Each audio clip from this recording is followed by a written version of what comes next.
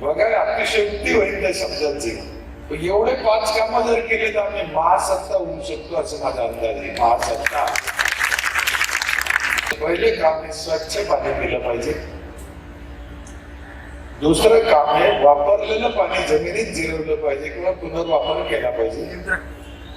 तिसरं काम आहे फळाचे झाडं लावले पाहिजे. चौथं काम आहे स्वच्छ परिसर पाहिजे. आणि 5वं काम आहे मुलाचे शिक्षण चांगलं झालं पाहिजे. संपलं. त्याच्यापेक्षा काही काम नाही. मग अब्दुल कलाम साहेब म्हणायचे 2022ला महासत्ता करायची भारताला. महासत्ता करायची म्हणजे काय दुसऱ्या दिवसात बॉम्ब टाकायचे का आम्हाला? नाही. दुसऱ्या देशाची जमीन घ्यायची का आम्हाला? महासत्ता व्हायचं म्हणजे नेमके काय व्हायचं? मला असं अपेक्षित अर्थ आहे महासत्ता व्हायचं म्हणजे प्रत्येक माणूस त्याच्या पायावर उभं राहायला पाहिजे. प्रत्येक गाव त्याच्या पायावर उभं राहायला पाहिजे. पर्यायाने देश हा त्याच्या पायावर उभं राहायला पाहिजे. एवढंच त्याचा अर्थ आहे. याच्यापेक्षा दुसरा या कार्यक्रमासाठी आता आपण ज्यांचं ऐकलं त्याला काय पटवर्धन दीदी म्हणा, पटवर्धन ताई म्हणा, पटवर्धन आजी म्हणा, लाज वाटते काय म्हणावते. 81व्या वर्षी एवढं काम खरं म्हणायला लाज वाटण्यासारखीच गोष्ट आहे. अध्यक्ष ताई, या संस्थेचे अध्यक्ष आपले लाडके आमदार केळकर साहेब, सचिव पुरोहित साहेब, जावडेकर साहेब. तसं मी प्रत्यक्ष इथे कोणाला ओळखत नाही. पहिली वेळेस पाहतोय. काही लोकांनी कुठेतरी नाव ऐकलं असेल, वाचलं असेल, माहित नाही. साहेबाला सांगायला जरा अवघडण्यासारखं वाटत होतं. सातवी कसं सांगावं मला काही वाटत नाही त्याच्यात. कारण जे आहे ते सांगितलं पाहिजे. त्यात काय विशेष नाही. 7वी तर आहेच, पण जिल्हा परिषदच्या शाळेत शिकलेलं आहे. तिकडे काही नापास करीत नाही म्हणून 7वी. जिल्हा परिषद शाळेत नापास कुठे करते? औरंगाबाद जिल्ह्यात 10 किलोमीटर माझं गाव आहे पाटोदा. 3350 गावची लोकसंख्या आहे. त्यामध्ये 1654 पुरुष आहे, 1696 महिला आहे. पुरुषापेक्षा महिलांची संख्या जास्त आहे. जवळजवळ 3000 एकर गावची जमीन आहे. 100% बागायत आहे. जी 25 वर्षापूर्वी 100% कोरड होती. आज 100% बागायत. सगळ्या शेताला रस्ते, 24 तास लाईट आहे. संत गाडगेबाबा अभियानात माझे गाव 2011-12 राज्यात प्रथम आलं. लोकांना माहीत झालं. लोक यायला लागले, भेटायला लागले, आम्हालाही बोलायला लागले. 2005ला माझं गाव तसं निर्मल ग्राम म्हणून घोषित झालं. तेव्हा अब्दुल कलाम साहेबांच्या हस्ते पहिला पुरस्कार मिळाला. 2011ला प्रतिभाताईंच्या हस्ते दुसरा पुरस्कार मिळाला. 2 राष्ट्रपती पुरस्काराच्या हस्ते पुरस्कार मिळालेला आहे.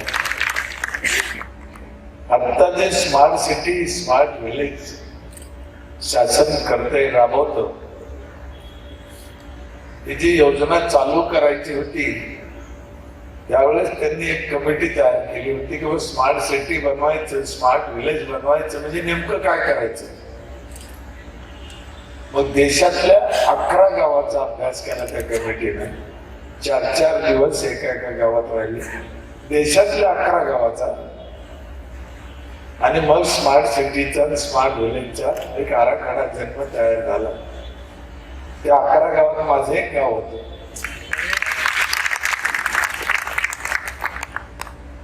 अशा पद्धतीचं ते गाव. आम्ही तिथे 95 बसून काम करतो. कधी सदस्य, कधी सरपंच, कधी उपसरपंच. आणि कलाम साहेबांनी आम्हाला एक शपथ दिली होती की तुमचं चांगलं झालं, तुम्ही इतर गावात जा, लोकांच्या पाय पडा, लोकांना विनंती करा, त्यांचे गाव चांगले करण्यासाठी प्रयत्न करा, जायचं. आणि सुरुवातीला आम्हाला जिल्हा परिषदचे लोक घेऊन जायचे शेजारच्या खेड्यात. तुम्ही चांगलं केलं त्यांना काहीतरी सांगा म्हणजे आमचं काही त्यांना फायदा होईल किंवा ऐकते ना अशा हिशोबाने. वास्तविक मी काही व्याख्याता नाही, माझं काही शिक्षण नाही, त्याच्यातला काही अभ्यास नाही. काही नाही, फक्त वाचन, नाटक, सिनेमा, ऐकणं, कीर्तन हे पूर्वीपासून उपजत वारकरी असल्यामुळे 2-4 पिढ्यांचं ते घर फुकटचं मिळालेलं होतं. शेजारच्या गावात जाऊन सांगायचे असेल, मग ते याचं त्याला माहीत झालं. जवळजवळ 5,000च्या पुढे गावात मी आतापर्यंत गेलो असेल. देशभर भेटतोय, सगळ्या राज्यात जातोय. इकडे भाषेचा प्रॉब्लेम येतोय, दुसरा माणूस मध्ये घ्यावा लागतो. देशभर मला 2-3 वेळेस ग्राम स्वच्छतेच्या बाबतीत जे काही परिषद झालं, 1-2 वेळेस आंतरराष्ट्रीय परिषदेत सुद्धा बोलवलं. आपल्या इथे झालं तर तेव्हा 10-5 मिनिटे बोलायला. एक 7वी शिकलेलं ग्रामपंचायतचं माणूस एवढे लोक बोलावतात, आदराने मान सन्मान करतात, ऐकतात. त्याचा एक अर्थ असा निघतो की समाजाला ह्या गोष्टीची खूप गरज आहे.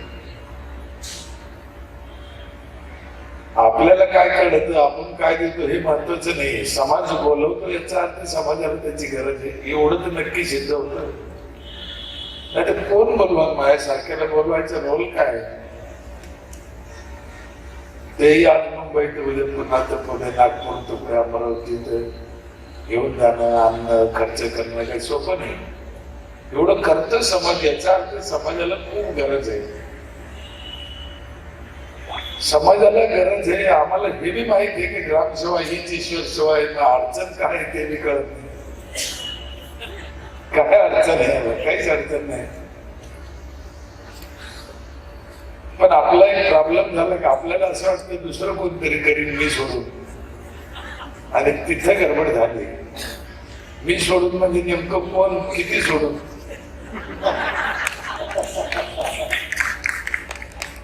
मी एक कीर्तनात एक गोष्ट ऐकली ती लहानपणी. महादेवाचा अभिषेक करायचा तरी दुधाने पहाटे सगळ्यांनी दूध आणा गावकऱ्यांनी. म्हणजे एक जणांना विचार केला माझ्यासारखं, मी एकट्यात पाणी नेलं तर काय फरक पडत, एवढ्या दुधात कळणार नाही ते. आणि हाच विचार सगळ्यांनी केला. 50 ग्राम दूध नाही दिलं ते महादेवाला, टोटल पाणी.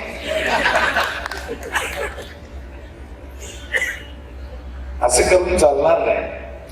आणि ग्रामसेवा ही ईश्वर सेवा ही काही म्हण नाही, ही सत्य आहे. सत्य आहे. फक्त त्याला जो अनुभव घेईल त्यालाच कळत, ते इतराला तो आनंद कळायचा नाही. इतरांच्या नजरेनं हे लोक येडे.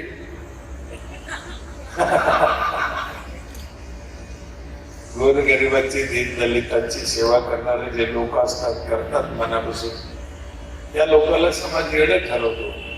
तशी ती येडेच राहते त्या कामाच्या बाबतीत. काही दुमत असायचे कारण नाही. 25 वर्षाचा आमचा हा प्रवास आहे. सगळ्या सरपंचाला ट्रेनिंग देतो. महाराष्ट्रातले 28,000 सरपंच, ग्रामसेवक, पंचायत समिती मेंबर, जिल्हा परिषद सदस्य, सभापती, IPS MPSCचे पोरांनी असते नवीन लागते सर्व्हिसला, यशदा मार्फत. आपली केंद्राची संस्था आहे NIRD हैदराबादला, तिथं बी कंटिन्यू असतो महिन्या 2 महिन्याला ट्रेनिंग द्यायला. जी चांगल्या संस्था आहे देशभरातल्या, म्हणजे रामदेव बाबांचे असतात, श्री श्री रविशंकर असतात, रिलायन्स असते, संघाचे असतात, अजून ग्राम विकासाचे काम करणारे लोक असते, यांच्या सगळ्याला ट्रेनिंग दिलं जातं. आम्हाला एक दिवस तिथे कंटिन्यू बोलवलं जातं. कधी कधी माझं मलाच कळत नाही, मी खरंच जातो का स्वप्न पडतं की काय काय समजत नाही. हा ना, काय आपली लायकी आहे. मग ते माझे लायकी पाहून मला बोलवत नाही. ते मग का बोलवतात? मी जे 25 वर्षांनी माझं काम केलं त्या कामाचं हे फळ, याच्यापेक्षा माझ्याकडे दुसरं काय काय माझ्याकडे. मी कोणी पक्षाचे कार्यकर्ता नाही. माझ्या घरी कोणत्या जमीन नाही, गाय नाही, बकरी नाही, दुकान नाही. देवाचे उपकार आहेत, त्यानं मला दिलं नाही. देवाचे आणखीन एक उपकार आहे, मला मुलगा नाही. काम करायला सोपं गेलं. ज्याला आहे त्यानं पाहून घ्या त्याचं काय चालू होतं, मी सांगायची गरज नाही. देवाचे आणखीन एक उपकार आहे, मला 5 मुली आहेत. 5ही मुलीचे लग्न झाले, त्याच्या घरी नातू बितू. घरात दोघच आहे, काय टेन्शन नाही. त्याच्यामुळे घरी गेलं काय, नाही गेलं काय, 5-5, 6-6 दिवस राहिले काय प्रॉब्लेम. मला एकदा एका पत्रकाराने विचारलं होतं, तुम्ही एवढं फिरता, एवढं काम करता, मग घरून तुम्हाला काही अडचण होत नाही का? म्हणलं काय अडचण आहे बाबा, म्हणजे घरच्या बाबतीत काय मत आहे तुमचं? म्हणलं मत असायचं कारण काय, मी 7वी शिकेली, ती शाळेतच जायला नाही.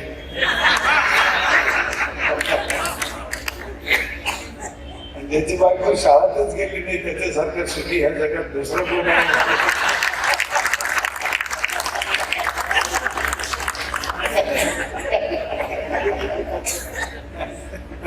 तुम्ही शिकू नये असं माझं मत नाही, मी सुखाची गोष्ट सांगते. मला रात्री एकदा फोन करते बायको, माहिती घेतली कुठे आहे, जेवण आहे का, राहायची सोय आहे का? आपण म्हणा आहे. सकाळी एकदा फोन करते, औषध गोळ्या घेतल्या का, चहा घेतली का? आपण जर हो म्हणलं इकडून फोनवर, ती कपाळाला ठपका मारून घेते, असे आहे आपलं माणूस आहे.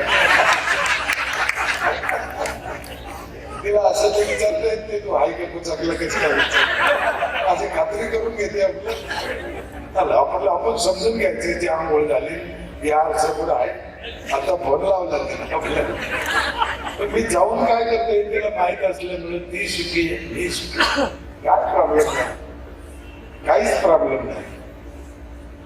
फार साधी होळी पाहिजे मी, म्हणजे मजाक म्हणून विनोदाने सांगितलं नाही. कुणासारखी भोळी सांगायला मी माणूस नाही, मला ती तिच्यासारखीच भोळी.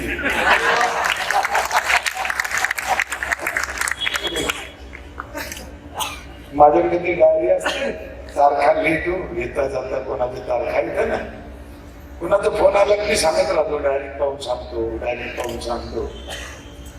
तिने खूप वेळेस ऐकलं ते.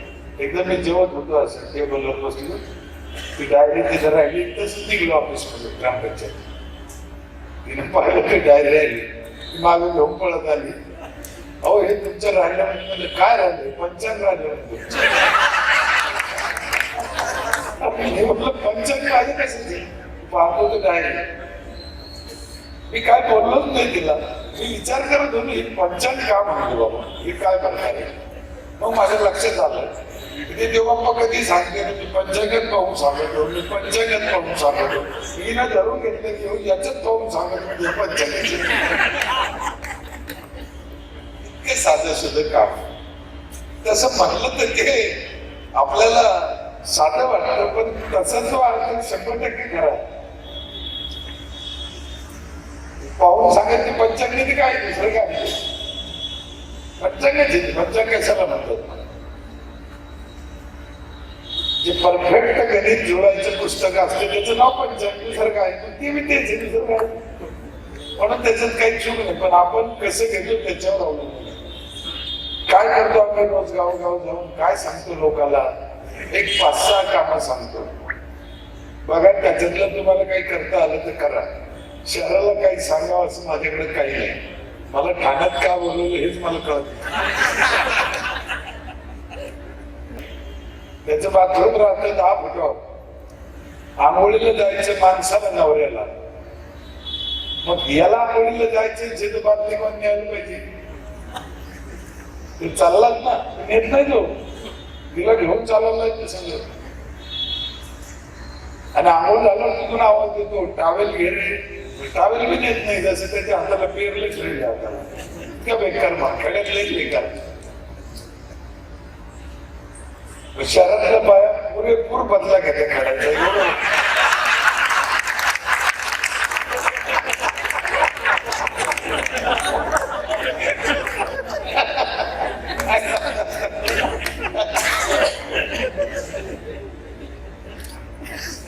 त्या खेड्यातल्या त्या माणसाला, शेतकऱ्याला, महिलाला जी गरज आहे तीच आपल्या घटनेत शासनानं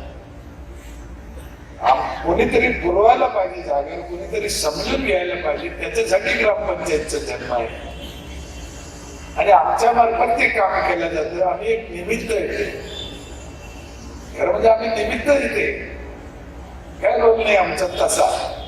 आमचं काही नाही त्याचं, पण लोक समाजाच्या आणि शासनाच्या मधला एक आम्ही गोष्ट म्हणावं. शासनाला असं वाटतं गोरगरिबा शासन कोण्या पक्षाचं आहे तो महत्वाचा नाही, पण याचा मूळ हेतू तोच आहे पंचायतचा, की लोकांचे प्रश्न शासनापर्यंत जाऊन शासनाची मदत लोकांपर्यंत जावं याच्यासाठी.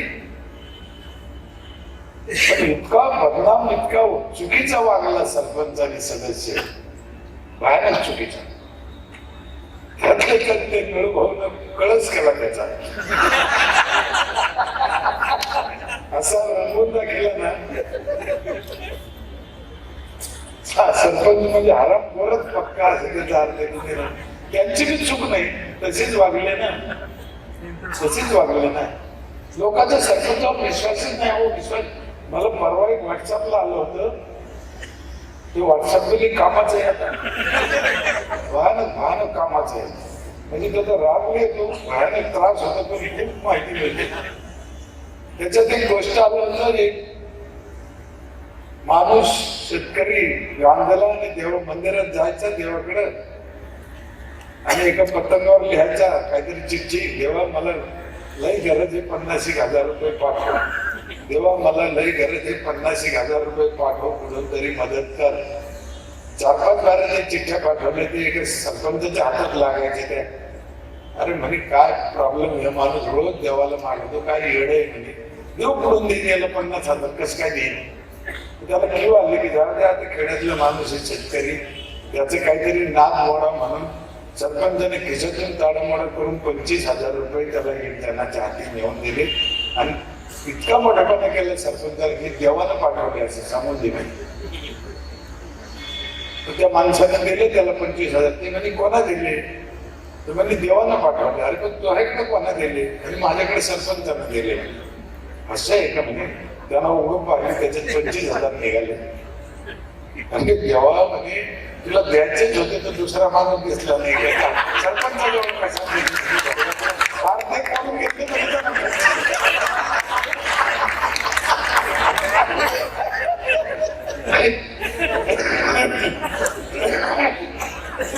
इतका बदनाम झालो, इतका बदनाम झालो. याच्यात मला मी लोकाला दोषी म्हणतच नाही, हे आमचंच पाप आहे.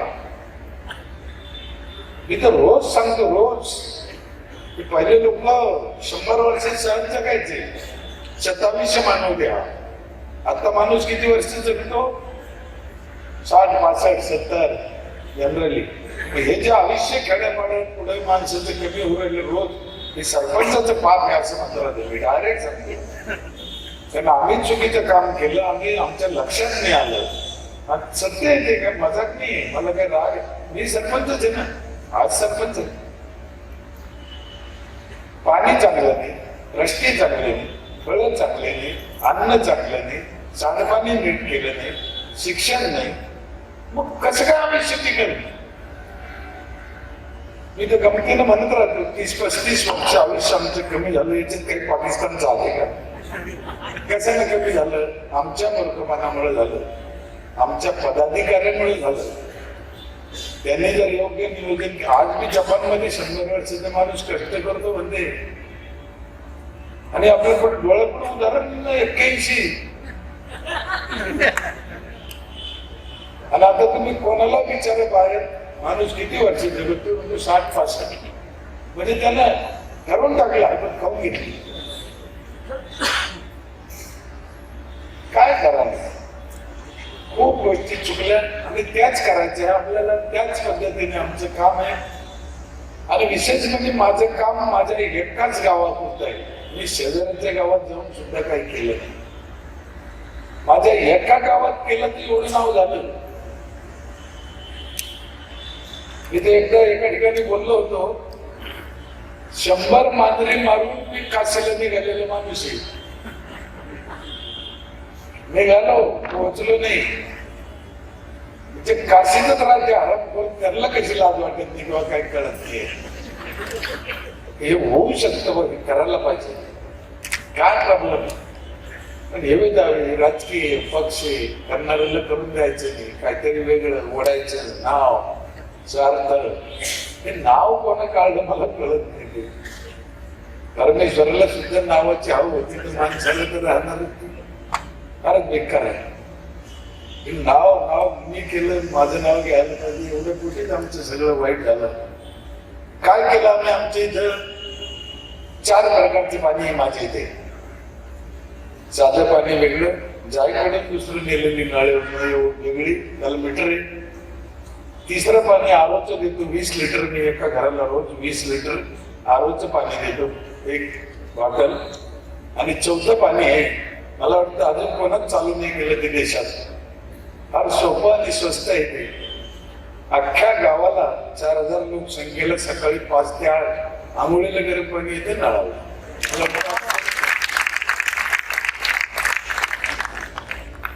काहीच त्याला काहीच खर्च नाही.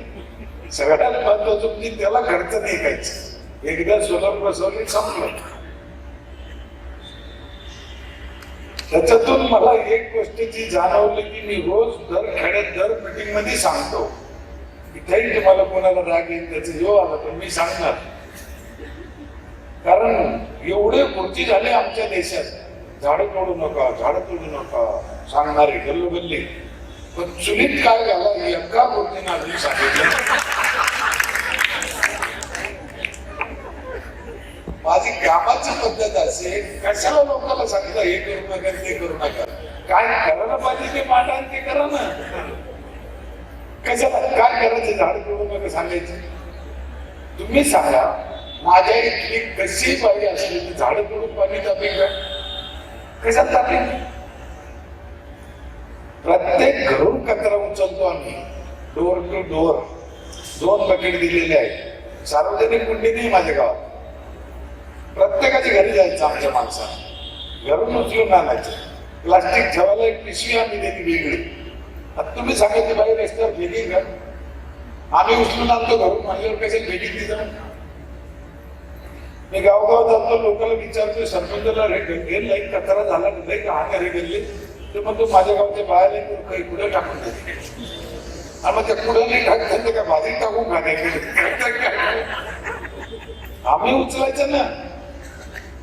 आम्ही काय झालं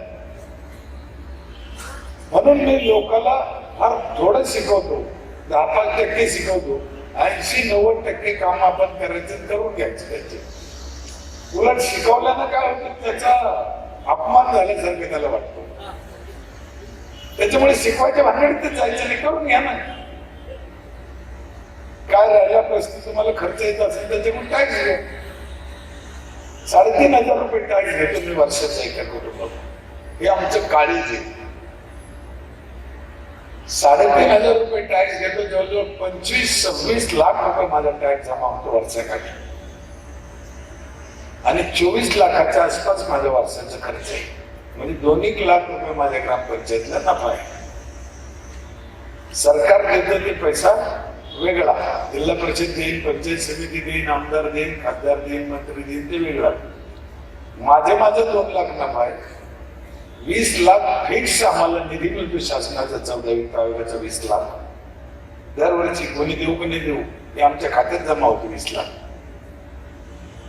ह्या पैशात आम्ही वर्ष दाखवतो. सरकारने दिलेले पैशात नवीन कामं करतो. संपलं. साधं सोपं आहे, काहीच नाही दुसरं. प्रश्न असा आहे 3,500 रुपये लोक देते का? त्यांच्याजवळ आहे का? देते लोक. आणि माझ्या इथली पद्धत अशी आहे, पहिल्या दिवशी 1 एप्रिलला वर्ष चालू होतं आमचं सरकारी. पहिल्या दिवशी पैसे भरायचे, मग वर्षभर सुविधा घ्यायच्या. हे नंतर नाही. उदाहरण मी लोकांना सांगत राहतो, सरपंचाला कोणी उधार देईल कारण वेळ झाली म्हणून नक्की भरा. आणि खिशात पैसे असल्यामुळं सामान घेताना बी, कोणती वस्तू घेताना बी 2 ठिकाणी पाहून घेता येते. 10-5% भाव कमी करता येते. उधार घ्यायचे म्हणले भाव वाढतो, म्हणून आम्ही आधी पैसे घेतो. लोकांना चढावड लावतो पैसे भरायला. पहिल्या 100 पहिल्या दिवशी भरणार लकी ड्रॉ काढतो. 10-5 लोकांना काही देऊ. ते मी ग्रामविकासातलीच वस्तू द्यायची. थर्मास द्यायचा, काही झाडू द्यायच्या, पिशव्या द्यायच्या. पहिले 10-5 लोक देऊन टाकायचे. अजून एक आम्ही 5 वर्षांनी चालू केलं, ज्याची 1 नंबरची पावती असेल, पहिली पावती त्याच्या हाताने 15 ऑगस्टचं झेंडावंदन करतो. 5 वर्ष झाले लोक असे चढावं लागते ती पहिली पावती फाडायला. दुसऱ्याची 2 नंबरची पावतीला 26 जानेवारी, 3 नंबरला 1 मे, 4 नंबरला 17 सप्टेंबर. यावेळेस एक बाई होती, लई गरीब बाई, या 15 ऑगस्टला तिचा 1 नंबर होता. गरीब म्हणजे भयानक गरीब होती. तिच्या हातात झेंडा, पण नुसतं झेंडावंदन करत नाही, तिची पूजा बिजा करतो. तिला साडी चोळी माणूसाचे कपडे पूजा बिजा करून झेंडावंदन. ती बाई झेंडावंदन होता रडत होती, 15 मिनिटं रडतच होती. पण तिला असं कधी वाटलंच नव्हतं की माझ्या हातात झेंडावंदन होईल या गावात. असं कधी तिने केलं पण केलं. तर माझं काय अपमान झालं नाही, काहीच नाही. सरपंच जेवढा कपटी असतो ना, तो कपटपणा त्यांना असा वापरायचा. असा कपटी, माझं काही म्हणणं नाही ना, पण कपटपणा चांगल्यासाठी वापरायचं ना. काय प्रॉब्लेम आहे त्याला? 3,500 रुपये घेतो, त्याच्या 4 प्रकारचं पाणी घेतो मी. तुम्ही घरी जाऊन हिशोब करायचा, 4 पाण्याचे पैसे किती होत असत. त्याच्यात 20 लिटरची बॉटल बी आहे, आंघोळीचं पाणी बी आहे, घराचा टॅक्स पण आला त्याच्या सरासरी. महिला जास्त प्रोत्साहन द्यावं म्हणून आम्ही पिठाची गिरणी टाकली. 12 वर्ष झाली ग्रामपंचायतीला. तो टॅक्स भरून त्याला वर्षभर ते दळण फुगवलं त्या गिरणीवर. त्याच्यामुळे महिला पहिले काही करायचं, मेल्याची 3,500 भरा. आता गिरणीवर जायचं तिला एक मोठ्यापणे इज्जत वाटते ना. इज्जतीचा विषय झाला ती गिरणी. जर त्या गिरणीवर बाई गेली नाही, जी बाई दुसऱ्या गिरणीवर चुकून गेलीच, टॅक्स भरायला 2-4 दिवस उशीर झाला तर गावातला बाया विचारतात मी तिला, गाव पंचायतच्या गावावर आधार पडला का? टोचून बोलल्यासारखे लागते ना. त्याच्यामुळे पहिल्या दिवशी पैसे भरतात. मसाले करून देतो, त्याच्या दाळे करून देतो सगळ्या प्रकारच्या. बटाटा चिप्स करून देतो, बटाटा चिवडा करून देतो, शेवाय करून देतो, पापड करून देतो. ते बसली आमच्या पैसे. टॅक्स भरणाऱ्याला वर्षभर फ्री कधी न्या. वायफाय सगळ्याला फ्री वर्षभर. ते 3,500 रुपयात एवढं देतो. काय वाटतं तुम्हाला, त्याला पुरत की नाही पुरत? लोक पैसे भरतील की नाही भरतील? मी गावगाव ऐकतो लोक टॅक्स भरत नाही, लोक टॅक्स भरत नाही. काऊन भरतील ते? कशी काय भरतील ते? समाज लई हुशार आहे. 10 रुपयाची वांगी घ्यायची, ती बाई 3 ठिकाणी पाहते. एवढी हुशार आहे ती. तुमच्या मठावर 2-4 रुपये अशी फेकून नाही गेली. त्याच्या बदल्यात त्याला काय मिळतं हा विचार करीन. मी त्याचा हक्क नको का नको? मी म्हटलं माझ्याकडे 26 लाख जमा होते, माझा खर्च 24 लाख आहे, तर मला पण काय प्रॉब्लेम आहे? मी कुठं घरात घालतो? काहीच नाही ना. कचरा उचलणं ते सगळं आलं त्याच्यात. काय तकलीफ करायचं. सरकार 20 लाख देतं, आमदार आहे, जिल्हा परिषदेचे आमदार आहे. पहिले जे ग्रामविकास मंत्री होते जयंत पाटील, त्यांनी पैसे दिले कोटीभर. पंकजाताई आले, त्यांनी दिले. लोणीकर साहेब होते, त्यांनी दिले. मुनगंटीवार साहेब 3 वेळेस आले, त्यांनी 7 लाख दिले. आदित्य ठाकरे साहेब आले, त्यांनी दिले. आणि एकाला पत्र पाठवलं नव्हतं आम्ही का तुम्ही या म्हणून. हे चालेल, पण आपली काय ओळख नाही, आपला काय पक्ष नाही ना.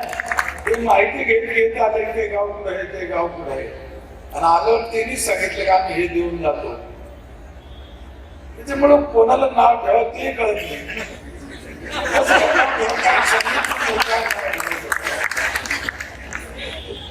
हे लोक चांगले नाही म्हणत, आम्हाला पैसे देऊन गेले. चांगले म्हणत, बाकीचं काम होत नाही हे बी कळत नाही. त्याचा एक अर्थ आहे, ज्ञानेश्वर महाराजांनी आम्हाला 700 वर्षापूर्वी एक सांगितलेलं आहे, आपण करा सोडवतो. आज त्याला इलाज आहे. समोर कोण वाईट आहे जगात त्याचा विचार करत बसायचं नाही. आपण आपलं चांगलं करत राहायचं, आपली सोडवणूक करायची, दुसऱ्यांच्या भरोश्यावर बसायचं नाही. हाच इलाज आहे. प्रत्येकाला वेगळं वेगळं क्षेत्र आहे, वेगळं वेगळं काम आहे, तो त्याचं करत आपण आपलं करायचंय. तुमच्या हक्काचा तुम्हाला पैसा मिळतो, तुम्हाला पद आहे, तुम्हाला मान आहे, तुमच्याकडे पैसा आहे, कोणाची वाट कशाला पाहत बसायची. पण ते रोज ऐकून, टीव्हीत ऐकून, पेपरला ऐकून, लोकांच्या डोक्यात फिट बसून योजना योजना एवढ्या योजना काढतं सरकार. मतदानासाठी काढतंय का खरंच जनतेची किंवा म्हणून काढतंय. 960 योजना आहे. किती? 960. याचा जर तुम्ही एक दिवस कधी अभ्यास केला नाही याचा, डोकं फुटून जायची बारी आहे. 960. मी एका ठिकाणी विदर्भात होतो, आमदार साहेब बसेल होते असे. 960 ते मला म्हणे खरंच आहे. तुम्हीच काढले.